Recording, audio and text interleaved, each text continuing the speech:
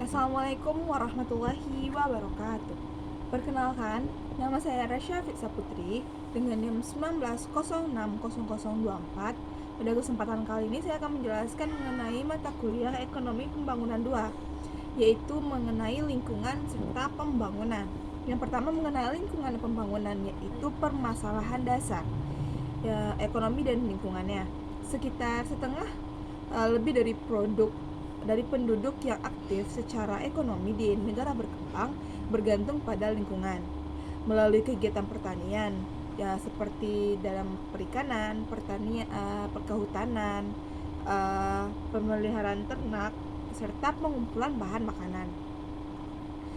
Kualitas lingkungan mempengaruhi serta dipengaruhi oleh pembangunan ekonomi. Dengan meningkatnya tekanan pada sumber daya lingkungan di negara berkembang dapat mengakibatkan konsekuensi pada kemudian hari, distribusi pendapatan serta potensi pertumbuhan di masa depan. Kerusakan atau degradasi lingkungan dapat menurunkan laju pertumbuhan ekonomi dengan beban biaya yang tinggi ditanggung dengan negara berkembang melalui biaya yang terkait kesehatan dan berkurangnya produktivitas sumber daya. Kerusakan lingkungan yang parah akibat tekanan penduduk pada lahan marginal telah menurunkan tingkat produktivitas pertanian dan produksi pangan per kapita. Kerusakan tanah, sumber air, dan hutan berasal dari metode produksi yang tidak ramah lingkungan yang dapat mengurangi produktivitas nasional jangka panjang.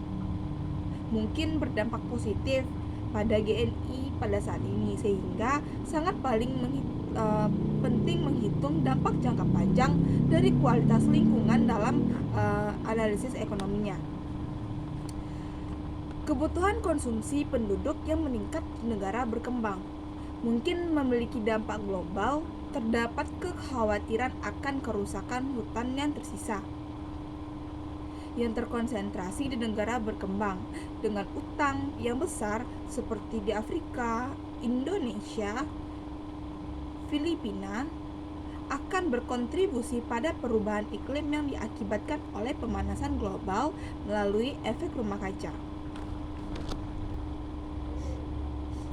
Sebagian besar gas rumah kaca penyebab pemanasan global berasal dari negara maju yang memunculkan ketergantungan.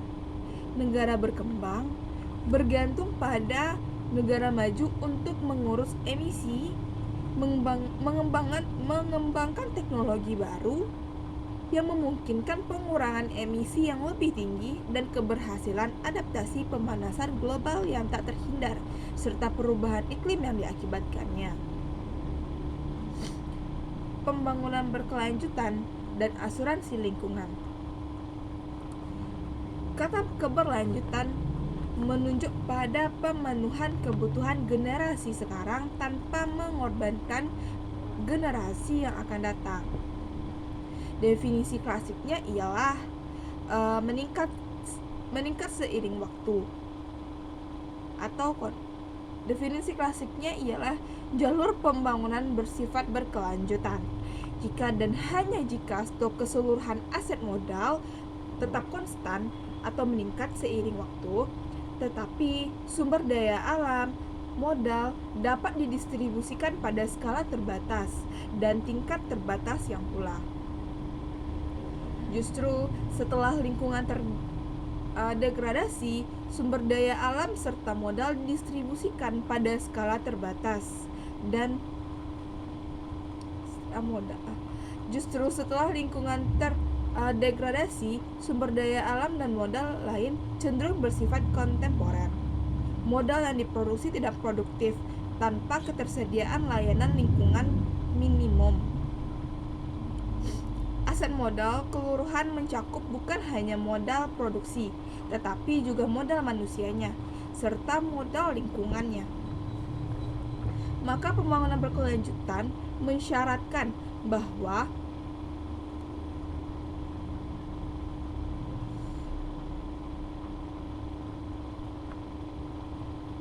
Keseluruhan aset modal tidak boleh berkurang dan pengukuran yang tepat dari pendapatan nasional neto yang berkelanjutan. Dengan rumus NNI Action sama dengan GNI dikurang DM dikurang dengan DN. Berkurangnya yaitu penjabarannya, NNI Action merupakan pendapatan nasional berkelanjutan, DM penyusutan aset modal yang diproduksi, serta DN penyusutan modal lingkungan. Nilai moneter dari penurunan kualitas lingkungan dalam 1 tahun. NNI Action meliputi biaya dalam membalikan atau mencegah penurunan kualitas lingkungan. Dan pengukuran yang lebih baiknya ialah NNI Action sama dengan GNI dikurang DM dikurang DN dikurang R dan dikurang A, di mana NNI, GNI, DM, dan DN tadi sudah dijelaskan di atas, dan pengertian dari A ialah pengeluaran yang dibutuhkan untuk mengembalikan modal lingkungan seperti hutan, perikanan, dan lain sebagainya, dan sedangkan A merupakan pengeluaran yang dibutuhkan untuk mencegah kerusakan modal lingkungan seperti polusi udara, kualitas air, tanah, dan lain sebagainya. Materi selanjutnya ialah mengenai penduduk, sumber daya, dan lingkungan.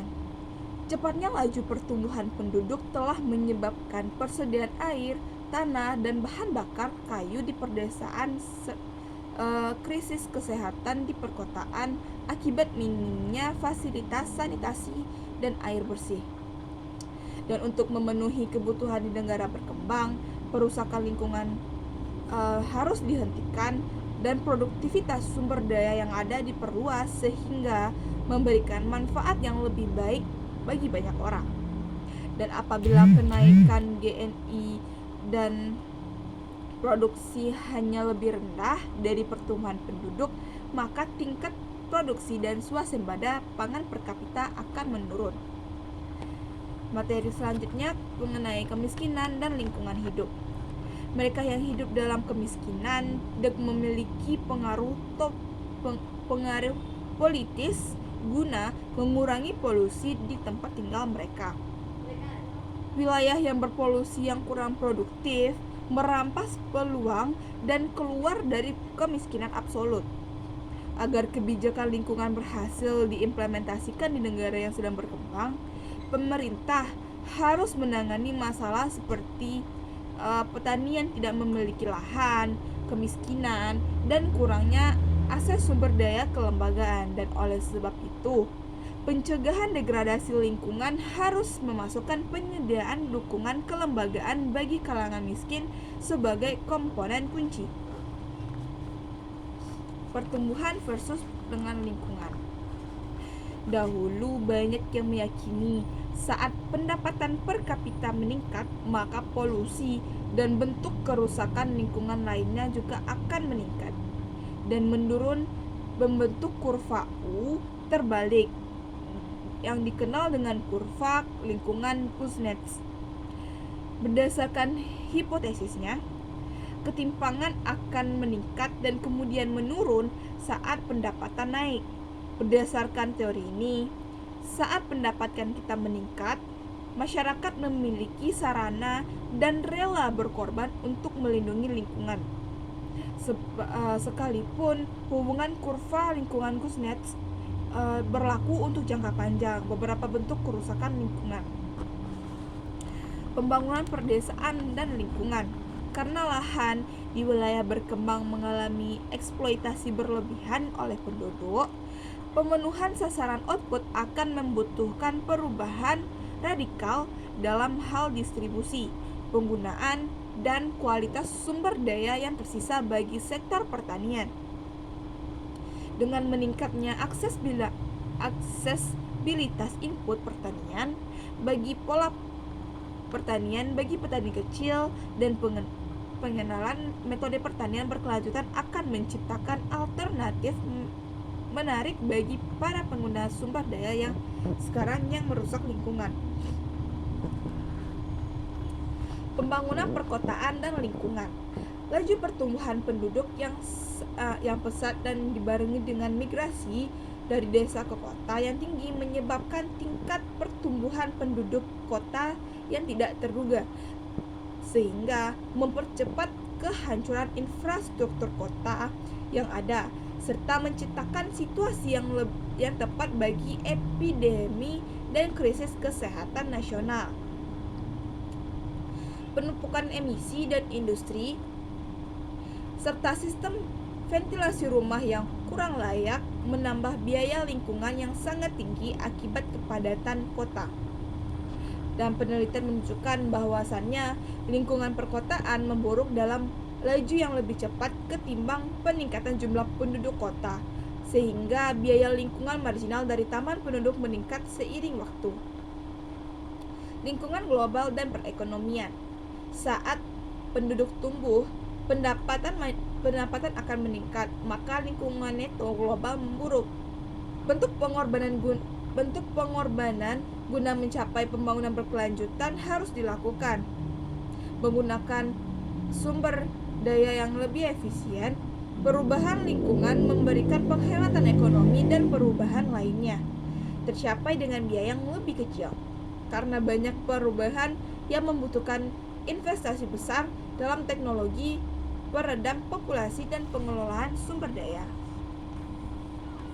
Sifat dan laju perubahan iklim akibat gas rumah kaca. Negara maju mengambil inisiatif dan memanggul sebagian pendanaan untuk pemilihan dan adaptasi di negara berpendapatan rendah. Akan tetapi di negara berkembang perlu memainkan peranan dalam membatasi pemanasan global tersebut. Mata pencarian berbasis sumber daya alam sebagai jalur dari kemiskinan, yaitu peluang serta hambatannya.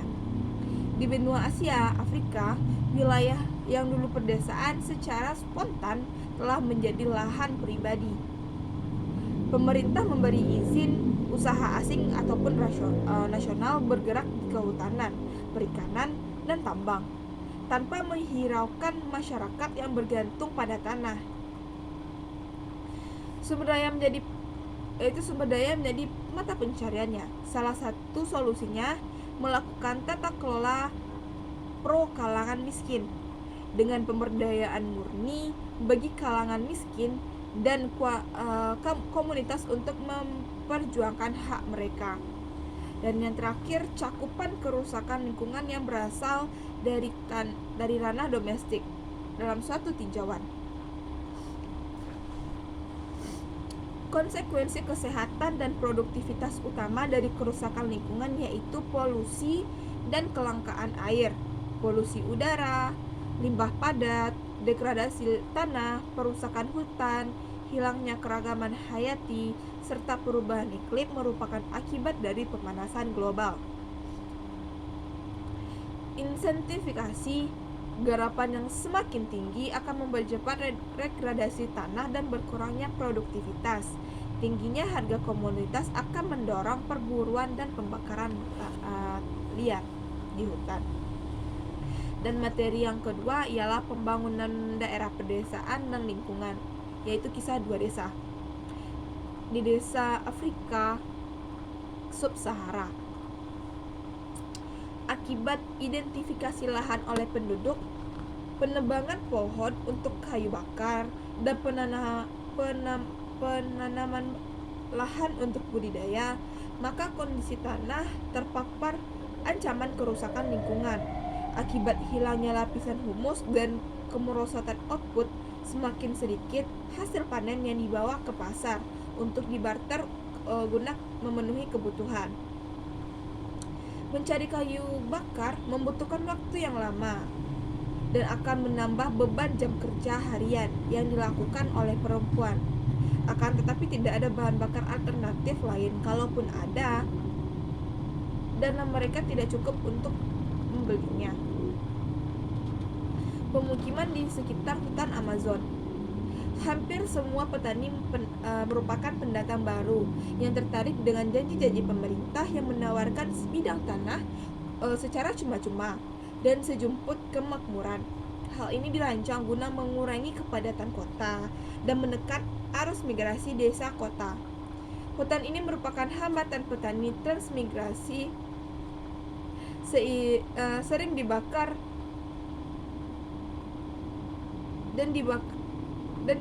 untuk ditanami. Pendapatan tetap rendah dan tidak stabil, tidak ada peningkatan produktivitas rata-rata, dan penduduk bermigrasi hanya memperparah kerusakan lingkungan, memperburuknya kondisi lingkungan di pedesaan. Tanah yang tidak dikembalikan kesuburannya melalui perladangan berpindah atau penggunaan pupuk buatan, tanah tersebut akan terus menurun kesuburannya dan hasil panen akan menurun. Salah satu akibat yang ditimbulkan oleh tekanan lingkungan adalah erosi tanah. Faktor lain dalam siklus kemiskinan, pedesaan, dan kerusakan lingkungan adalah pengundulan hutan atau deforestasi. Degradasi lingkungan yang bermula lokal dapat menjadi masalah regional.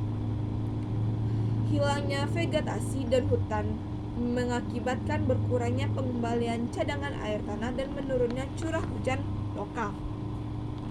Dan materi ketiga ialah pemanasan global dan perubahan iklim, yaitu mengenai cakupan, mitigasi, serta adaptasi. Nah, yang pertama ialah cakupan mengenai permasalahan. Di Afrika Sub-Sahara, wilayah yang terkena dampak paling besar menurut IPPC, meski adaptasi membantu beberapa wilayah di Ethiopia akan memetik manfaat dari masa tanam yang lebih panjang, sekitar 75-250 juta orang di Afrika akan terpapar, yaitu memburuknya lingkungan air akibat perubahan iklim di tahun 2020. Dan di Asia, melelehnya gletser akan menambah intensitas banjir. Dengan pemanasan global yang sedang, hasil panen akan meningkat di sebagian utara Asia, tetapi menurun di tropis dan di subtropis. Dan di Amerika Latin, pemanasan global akan menyebabkan kerusakan pada hutan Amazon dan keragaman hayati pertengahan abad ini, sementara pertanian terkena dampak pada wilayah yang kering, banyak pulau kecil rentan akibat banjir dan air laut. Yang kedua ialah mitigasi, di mana banyak strategi untuk meningkatkan emisi, yaitu menciptakan pasar karbon, pajak atas karbon, dan subsidi untuk mempercepat kemajuan teknologi. Stern Review menyarankan adanya penetapan batas kuantitas jangka panjang atas penggunaan gas rumah kaca di atmosfer untuk menjaga diri dari bencana lingkungan.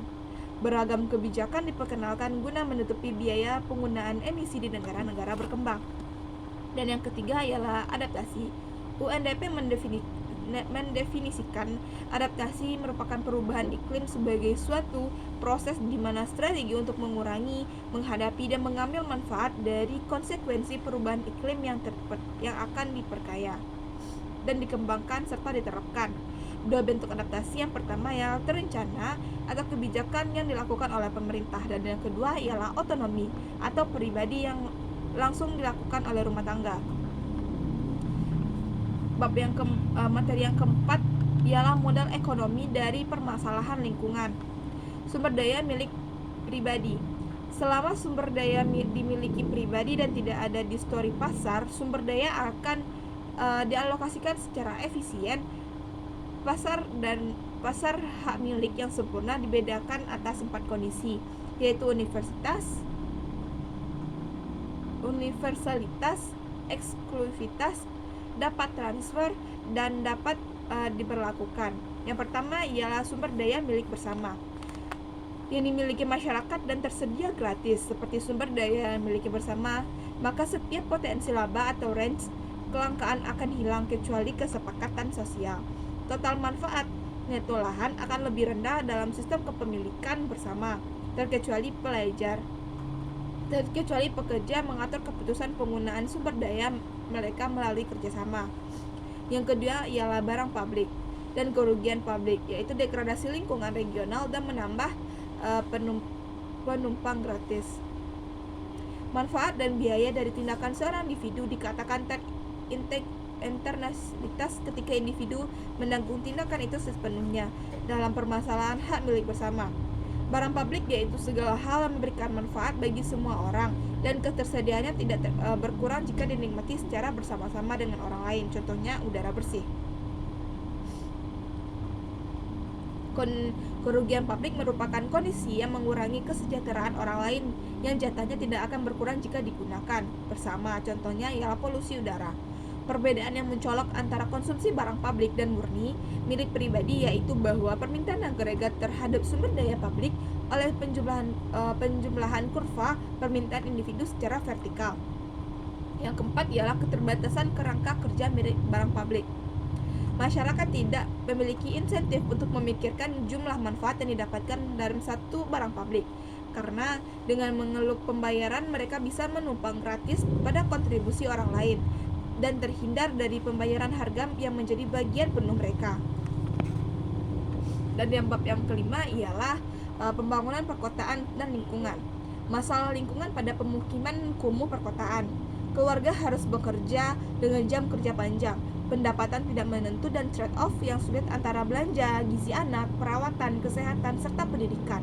Dalam pemukiman yang kumuh, perempuan tidak menyadari asap bahan bakar yang di dapur mereka memiliki konsekuensi yang buruk bagi kesehatan anak. Kondisi ventilasi yang buruk setara dengan menghisap beberapa bungkus rokok perharinya, sehingga sejak usia dini bronkis akut dan kronis menjadi kenyataan hidup yang pahit, dan infeksi saluran pernafasan berbahaya dan fatal di antara kalangan miskin dan menjadi pemandangan yang biasa. Industrialisasi dan pencemaran udara perkotaan. Sumber utama polusi udara adalah penggunaan energi, emisi kendaraan, dan produktivitas industri dan produksi industri. Industrialisasi menyebabkan peningkatan limbah dalam bentuk langsung, yaitu seperti emisi, dan secara tidak langsungnya perubahan pola konsumsi. Masalah penumpukan air bersih dan sanitasi. Dua faktor yang paling penting berdampak pada kesehatan kalangan miskin kota yaitu minimnya air bersih dan kurangnya sanitasi. Perbaikan sumber air dan sanitasi mengurangi insiden dan keparahan penyakit, sehingga mengurangi biaya lain terkait penyakit dan yang diakibatkan air kotor. Bab yang keenam ialah biaya lokal dan global akibat perusakan hutan hujan. Biaya oportunitas yang timbul dari pelestarian hutan hujan akan hilangnya sumber lahan bakar domestik, hilangnya pendapatan valuta asing, dan hilangnya polusi temporer. Dana untuk pelestarian pemeliharaan hutan tropis dibutuhkan untuk menjamin keberhasilan program konservasi yang menyediakan barang publik global. Langkah yang harus diambilnya ialah guna melestarikan hutan hujan, yaitu menambah aksesibilitas bahan bakar alternatif, mengolah skema penerbangan kayu berkelanjutan, dan peluang ekonomi bagi kalangan miskin. Pilihan kebijakan negara maju dan negara berkembang, yaitu penetapan harga sumber daya yang layak, pelibatan masyarakat, hak milik dan kepemilikan sumber daya yang lebih jelas, meningkatkan alternatif ekonomi penduduk bagi miskin, peningkatan status ekonomi perempuan, kebijakan pembangunan emisi industri, dan meningkatkan sikap proaktif terhadap perubahan iklim dan perusakan lingkungan. Dan yang bisa dilakukan negara maju untuk membantu negara berkembang ialah kebijakan perdagangan, pemberian keringanan hutan, dan bantuan pembangunan.